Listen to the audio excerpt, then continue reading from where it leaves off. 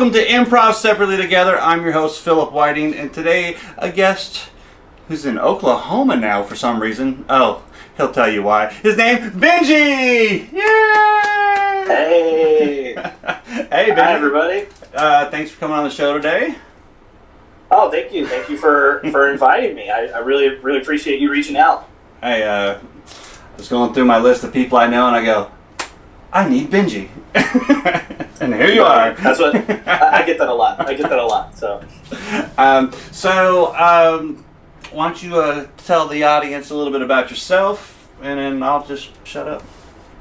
Okay, hey everyone. My name's Benji Hurlbert. I'm from Orlando, Florida, originally. Moved there when I was 2, so I've been in Orlando, Florida all my life. And how I relate to improv is that me and the current business manager or czar or whatever he calls himself now, Chris Dinger, we were, basically best friends growing up through high school.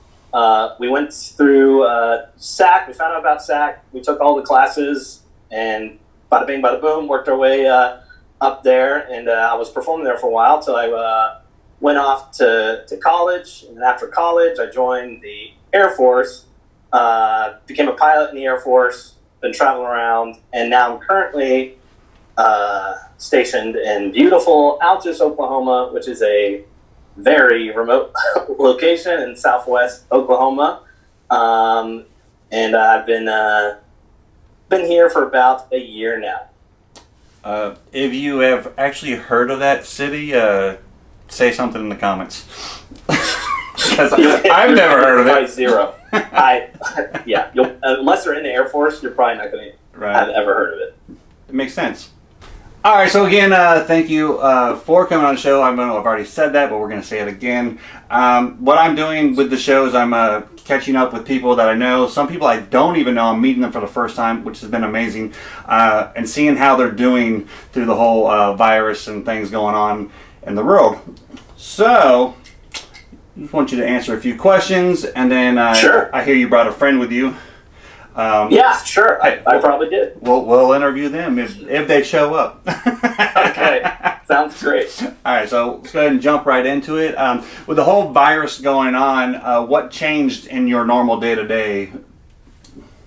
So what changed in my normal day-to-day when the virus first hit is probably, it's going to be mostly military related, as in, once it started getting worse and worse, then basically, the person in charge, the wing commander who's in charge of base, he starts putting out certain orders. And basically, slowly, we get to do less and less and less until eventually, at the height of it, was we couldn't go anywhere except to and from base. And then that's it. And also, everyone was supposed to be teleworking from home. So the only time I came into work was when I had to fly with students. Because out here in Oklahoma, it's a training base, so we train the new pilots. So I would go into work like twice a week, and then after that, I'm just chilling at home. And then any food we had to get, I'd have to get delivery. Luckily, I'm married, so because my wife's not in the military, they can't really tell our wives what to do. So my wife was able to go get groceries or whatever for us, and so that kind of worked out. But yeah, that was the biggest thing. For a while, we just staying at home and just only mission essential people going into the base. Right. Okay, so you were home a whole lot. Is there anything that you liked about being home so much? Yeah, the thing I liked the most, I have a baby girl. She's a year, about 2 months now, and so it was kind of nice that it was just me, my wife, and the baby, and we basically had a lot of time together. I was lucky enough I got to see her walk for the first time, something I might not have gotten if I was at work. So just really enjoyed being with family. That's great. You know how I can tell you that you're the dad? Because you said a year. Because you said a year and 2 months and not 14 months. yeah. And even then, I don't know if that's accurate. I mean, after a year, does it? To me, it did. After a year. Me too. I'd be like, oh, he's one. Right. Yeah. Close enough. Yeah. Right. They don't know anyway. Exactly. The baby doesn't care. Exactly. Okay. So also on that same note of being home so much, is there anything that you disliked about it? Yeah. Probably the same thing. It makes sense to where, you're home with family, but you're home with family now, and that's all you're doing. So,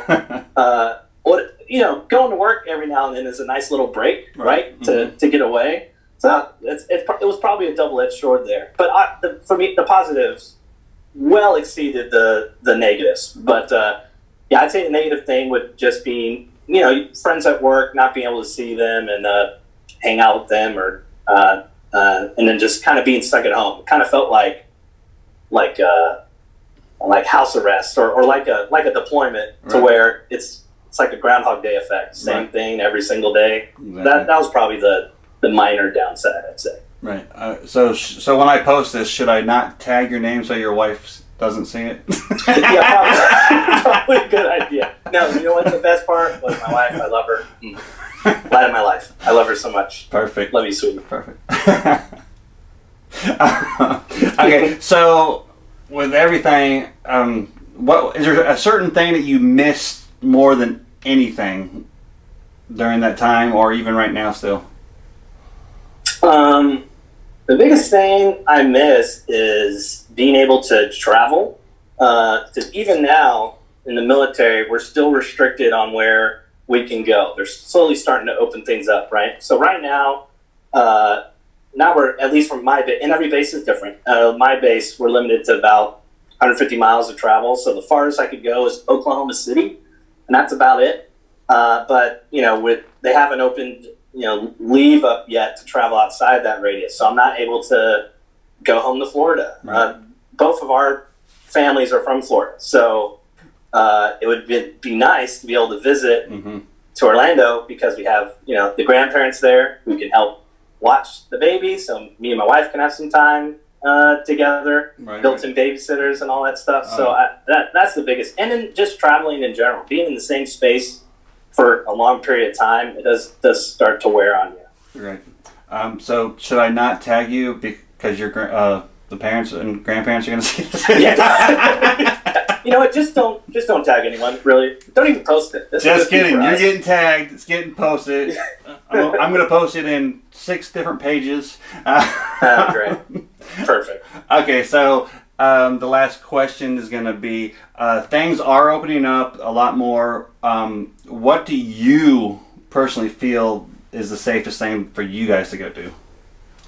The safest thing for us to do, I would say, probably anything outdoors, right? To where you're not in an enclosed space. So when they extended our radius, we went to the Oklahoma City Zoo together as a family, and it was set up pretty nice. They had like a certain path you had to walk to make sure people weren't going against each other with the flow of pedestrian traffic. Right. And because it was outside, I wasn't worried about as much getting sick. Even though a lot of people didn't wear masks, I wasn't so concerned about it. Right.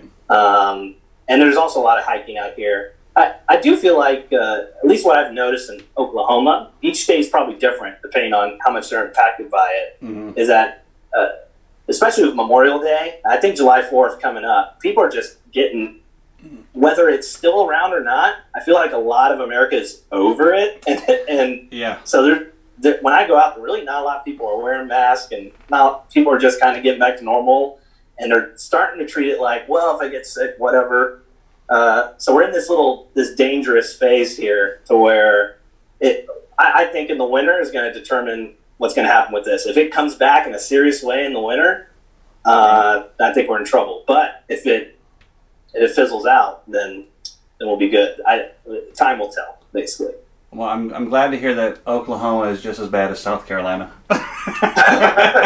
Yeah. It's because they're not hit as hard, right? They're like, oh, that's a New York problem, right? People are like, oh, that's New York City.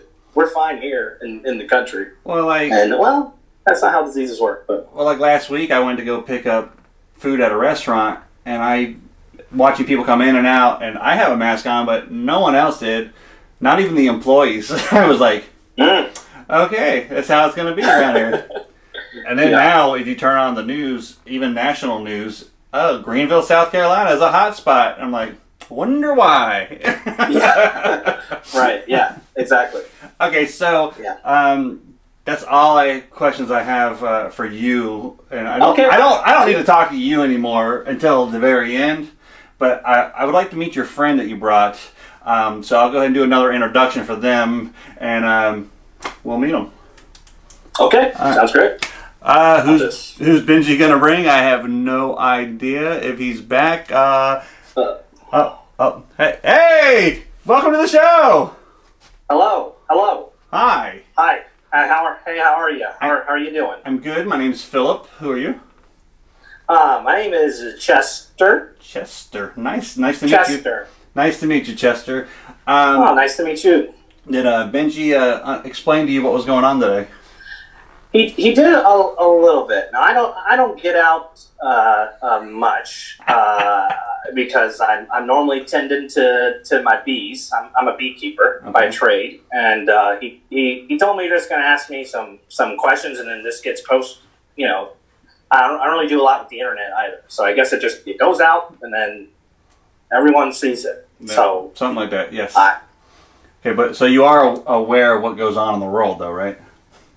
Oh yeah, for the most part. I believe right now we got the virus going around, and that's about it. I feel like that's all that's going on in the world. I think at least that's for me for affecting the bees. That's probably the biggest thing. Well, there's a lot more than that going on, but we'll focus on that because that's what you know about. How about that?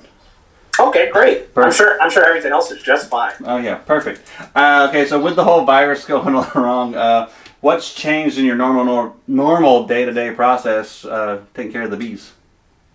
Okay, so the thing that's changed the most is bees are very social insects. Mm-hmm. As you know, the hierarchy is there's a queen, and then there's worker bees that tend to the queen in the daily goings on in the nest, and there's the drones that are just expendable males that fertilize the eggs. So without that social, I've had to social distance the bees. Oh. So they have to remain 6 inches apart from each other. Because they're smaller. And how I do that is I just I attach a diode to my finger, and it emits a signal. Oh, okay. And it in bee speak, it tells them 6 inches.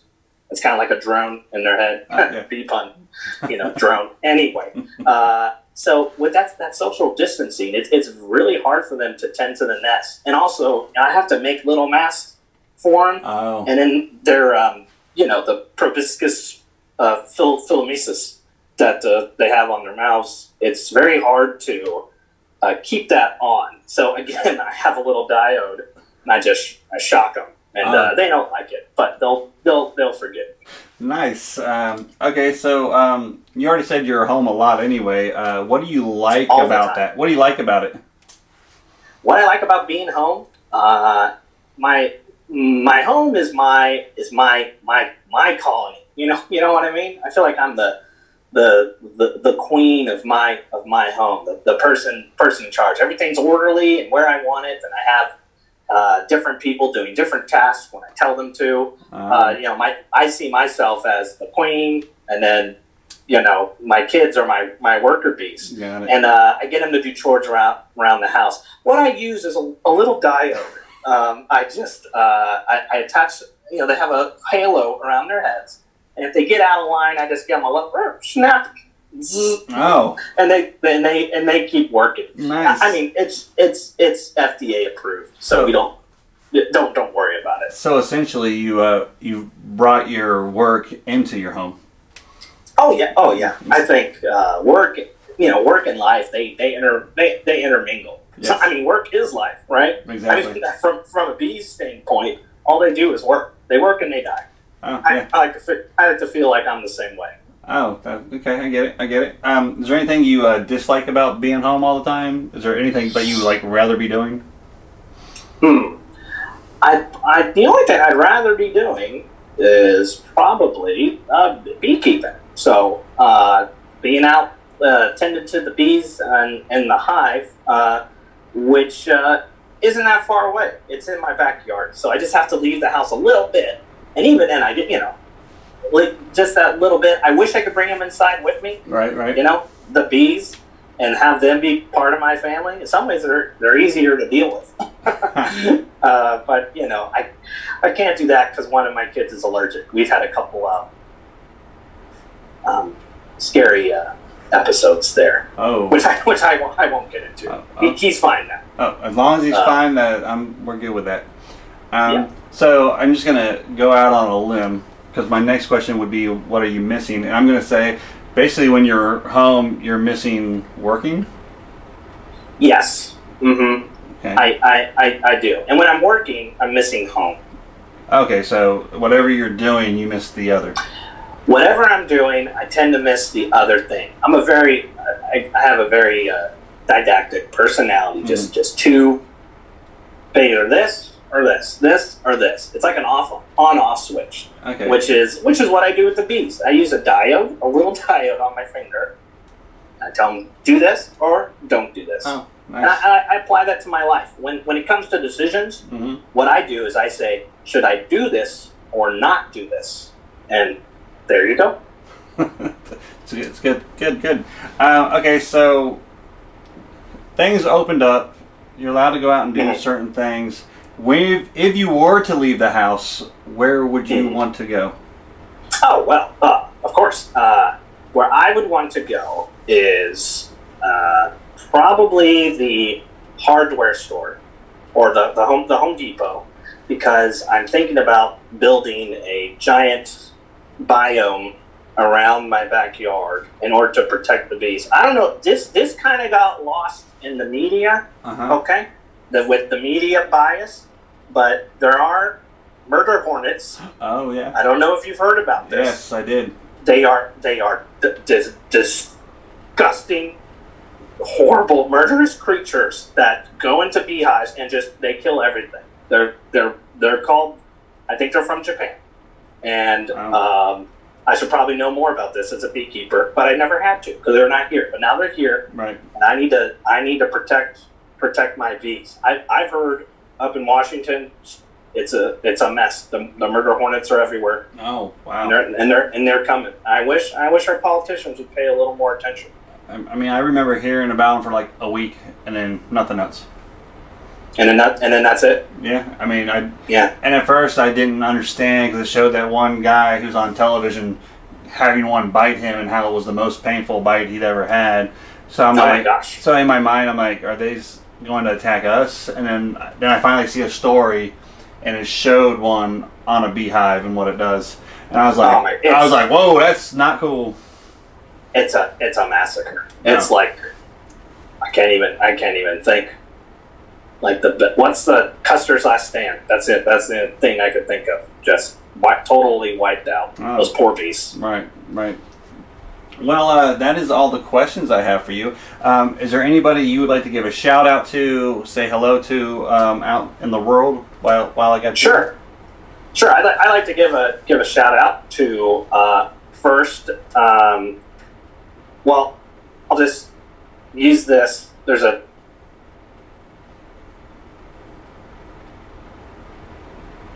That was my diode. I was communicating with the Queen. Thank you for letting me tend to you and being a part of my life. No. I was also telling my children with that diode to clean up your room. So you might have heard a few yelps in the background. Again, it's harmless. That's what that was. Okay. Yeah, that's what it was. So just my family and what they're doing. Right. And I care about them deeply, and we're going to get through this together. All right, great. We'll go ahead and bring Benji back, and we'll finish the show out. Okay. Well, thanks for having me. All right, thank you. Remember, support a bee, and everyone stay safe out there. I'm sure things are pretty great in the United States. So make sure it stays that way. Okay. All right. I'm going to go. All right. Thank you. Bye-bye. All right. So Benji's coming back right now. Hey, buddy. Hey, what's up? That your friend was fun. Very, Oh, great. very, I'm very, glad. very interesting. I learned a few things, so it worked. It went both ways. Good. He's a smart man, I'm sure. So basically, that's the end of the show. Do you want to give a shout out to anybody out there in the world, anywhere? Well, out there in the world. Well, I need to shout out my wife and my parents, because you said you're going to tag everybody. I love you all. Thank you, and I never think any different.